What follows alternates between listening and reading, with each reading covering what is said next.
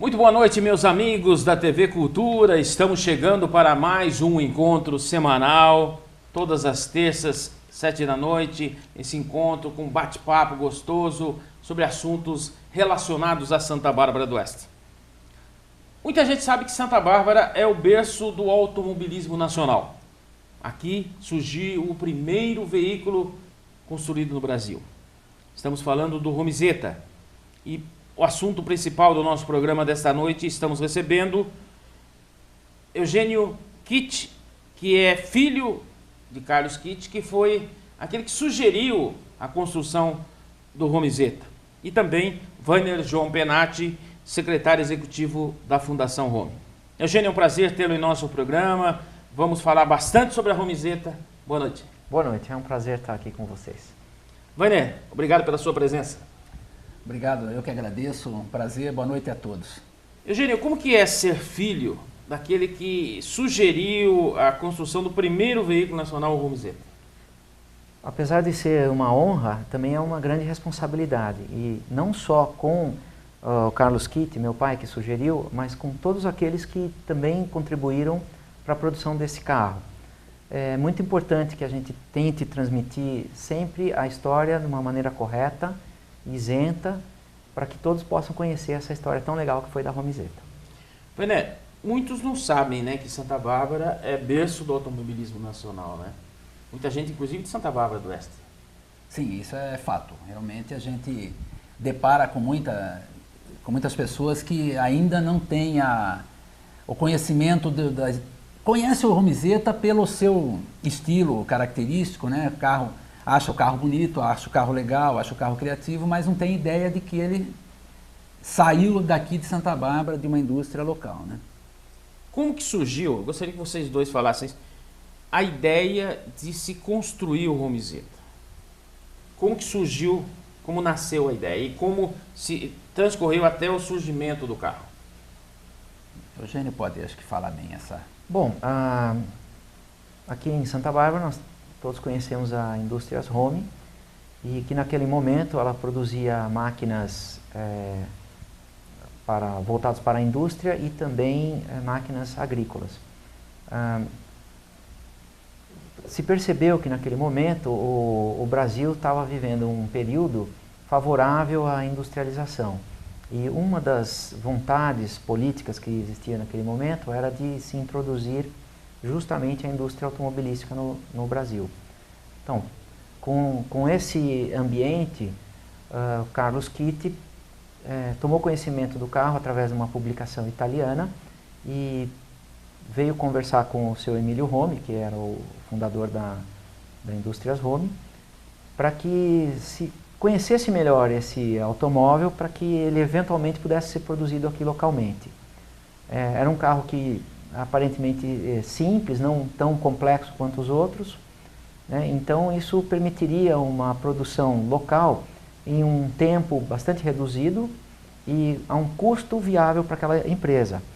Então o seu Emílio concordou com a ideia e ambos foram até a Itália negociar com a fábrica que havia desenvolvido esse projeto, que era uma empresa italiana localizada na cidade de Milão, no norte da Itália, e voltaram de lá já com os desenhos e todos os planos já concluídos para iniciar a produção do carro. Aqui no Brasil se partiu para a busca dos fornecedores que iriam suprir a Rome com as peças necessárias para a produção do carro. Isso demandou um trabalho, né, de desenvolvimento dos fornecedores, e logo, em pouco tempo, todos eles já haviam sido homologados. A carroceria, por exemplo, que é toda em chapa de aço, ela era produzida em São Paulo, numa empresa chamada Tecnogeral, e assim foi. Assim como a carroceria, os outros componentes também foram sendo desenvolvidos junto aos fornecedores locais.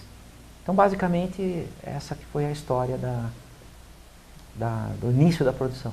Parece que teve um fato curioso, inclusive marcante. Na viagem para a Itália, parece que o comendador Emílio Rome ficou doente e o seu Carlos que foi cuidar de toda o trâmite com a empresa. É verdade. Eles embarcaram num avião e durante o voo o seu Emílio passou mal.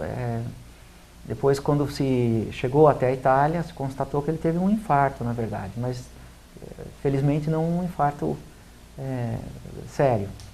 Enquanto o seu Emílio foi para o hospital ser atendido, coube então ao seu Carlos unicamente a responsabilidade de negociar junto aos diretores da empresa italiana. Olha, quando que foi produzido o primeiro veículo? Bom, como o Eugênio comentou, isso tudo que ele falou ocorreu em 1955. Foi quando se tomou conhecimento da existência desse carro lá na Europa, na Itália. Houve o interesse, eles foram atrás, fecharam o contrato, trouxeram o material e também importaram 2 carros italianos, né, 2 Isetas italianas, para fazer os testes aqui, para conhecer o carro fisicamente, enfim. E aí a produção, toda essa prospecção já começou, acho que nos finais de 1955. E tanto é que em junho de 1956 já tinha um carro montado. Foi quando até teve uma espécie de apresentação para a imprensa. Eugênio, se eu tiver alguma coisa errada, me corrija, né? Então, quer dizer, em junho de 56 já tinha carro montado. Eles já apresentaram para a imprensa. O lançamento oficial mesmo aconteceu lá em 5 de setembro de 1956, foi quando a empresa já tinha estoque para começar a vender o carro. Mas esse carro já estava pronto na linha de montagem a partir de junho de 56. Foram trazidos alguns italianos para trabalhar aqui na Rome? Sim, vieram alguns italianos. O primeiro que veio foi um piloto de teste da empresa ISO lá. Por que ele veio? Ele veio para poder testar esses carros que foram importados para o terreno brasileiro, né? Como é que eles se portavam aqui nas nossas ruas, nas nossas estradas, né? Que é mais ou menos o que se faz hoje no desenvolvimento de um carro novo na indústria atual, né? Eles rodam muito, principalmente as empresas que vão importar carros para cá. Existe esse período de, eu não sei se a gente chama de aclimatização, né? Mas eles têm que adaptar o carro, porque às vezes o carro que está feito lá para rodar na Europa ou nas estradas americanas, ele não se adapta direito às nossas estradas, ao nosso estilo de ruas, né? E isso foi feito também com o Isetta antes, né? Para poder ver como é que ele se portava aqui nas nossas ruas, considerando que naquela época as estradas asfaltadas aqui deveriam ser muito poucas, né? E então eles passaram por esse teste, por esse período realmente de adaptação para poder fazer toda a produção. E um fato curioso que eu acho que vale a pena a gente ressaltar, no caso aí que o Eugênio comentou, que é a busca dos fornecedores para começar a produzir, a montar esse carro no Brasil.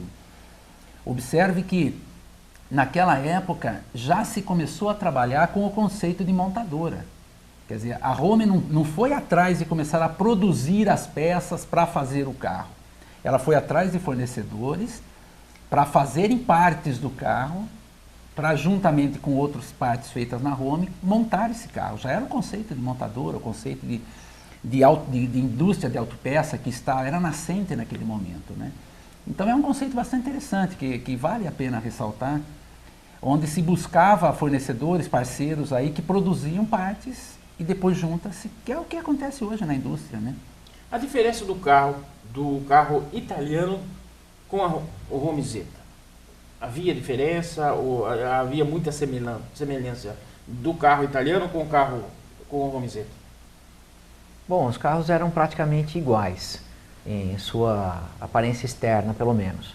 Claro que houve algumas adaptações mecânicas para se ajustar às condições do Brasil, como o Weiner já salientou. Então, borrachas de especificação melhores, etc. Mas, visualmente, os carros eram praticamente idênticos. Muito pequenos detalhes que diferenciavam o carro italiano do nacional. Agora, vamos falar um pouquinho da Rome Isetta em termos de estrutura. Quantas pessoas haviam na Rome Isetta? Parece que ela era aberta, abria-se a porta pela frente, né? E o motor, como que era o motor?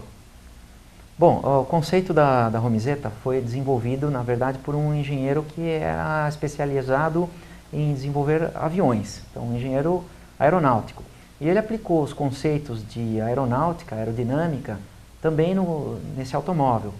Então, essa porta, por exemplo, a Romizeta tem essa característica peculiar, que ela tem uma única porta que se abre para frente.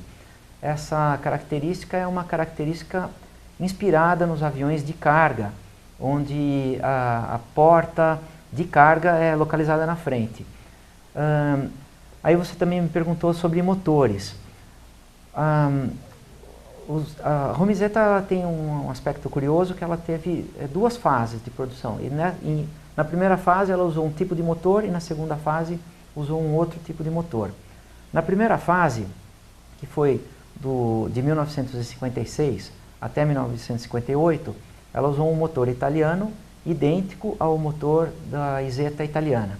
Era um motor todo feito em alumínio, um motor bastante leve e eficiente, e que era um motor de 2 tempos. Então, o motor de 2 tempos, para quem conhece um pouco de automóveis antigos ou até mesmo motocicletas, é um motor onde você acrescenta óleo na gasolina e ele queima o óleo e a gasolina junto. Algumas motocicletas estão com motor 2 tempos e o nosso carro nacional, o DKV, também era assim. Bom, então nessa primeira fase usou esse tipo de motor. Na segunda fase usou um motor importado também da Alemanha, de origem BMW, que era um motor de 4 tempos e que tinha algumas características diferentes em relação ao motor original da Isetta italiana. Bom, aí você também me perguntou sobre capacidade. A Romizeta tinha a capacidade para transportar 2 adultos. Era um carro eminentemente urbano, voltado mais para uso urbano, mas que tinha muito boas características de dirigibilidade, então ele podia ser usado em estradas também. Mas como ele era um carro mais voltado para uso urbano, então a capacidade de transporte é menor, porque o que se vê nas ruas, carros com 1 ou 2 pessoas no máximo, né? São raros os carros que transportam mais de 2 pessoas. No trânsito do dia a dia a gente pode constatar. Então esse carro atendia a essa característica do trânsito urbano, de transportar 1 ou 2 pessoas. Claro que numa emergência você sempre pode colocar mais um, porque o carro tem um bom espaço interno.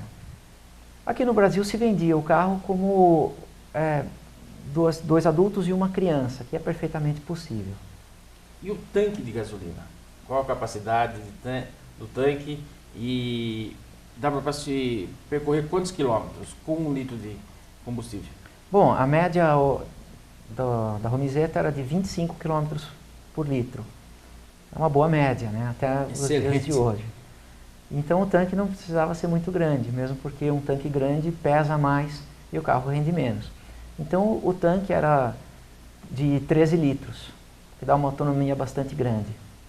Olha, quanto que pesava uma Romizeta? Era na faixa de 300 quilos, aproximadamente.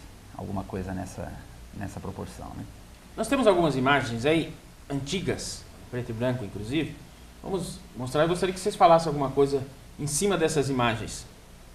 Vamos acompanhar. Esse é o Romizeta número 1. Aqui nós já estamos durante o lançamento em São Paulo, ao volante o governador do estado, na época era o Jânio Quadros. As manchetes do lançamento, né, o primeiro automóvel nacional. Aí já é no cinema, participou do filme Absolutamente Certo, do Anselmo Duarte. Essa caravana para São Paulo, os carros saíram todos da fábrica, né? Sim, saíram todos daqui de Santa Bárbara, foram até São Paulo, onde participaram do lançamento.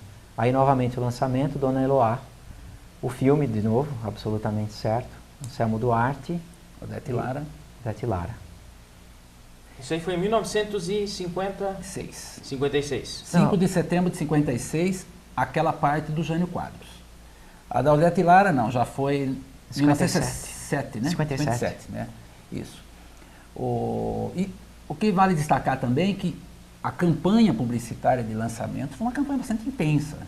Foi muito bem articulada, muito bem trabalhada com os meios de comunicação que se tinha naquele momento. Então, claro que não era tão intensa na área televisiva, né? Que hoje que é a mídia mais fácil, né? Porque naquela época nós estamos falando do início da televisão no Brasil e não se tinha ainda o videotape, então tudo tinha que ser feito ao vivo ou filmado, né? Mas a campanha realmente foi uma campanha bastante intensa na mídia impressa, né? Na mídia falada, na rádio. A gente observou pelo material que a gente tem no acervo da Fundação Home, a gente vê que realmente foi um trabalho bastante grande de divulgação do carro. Né? Vamos fazer o primeiro intervalo? Já já a gente vai voltar, vai falar inclusive da entrada triunfal de Juscelino Kubitschek com a Romizeta em Brasília. Já já a gente está de volta.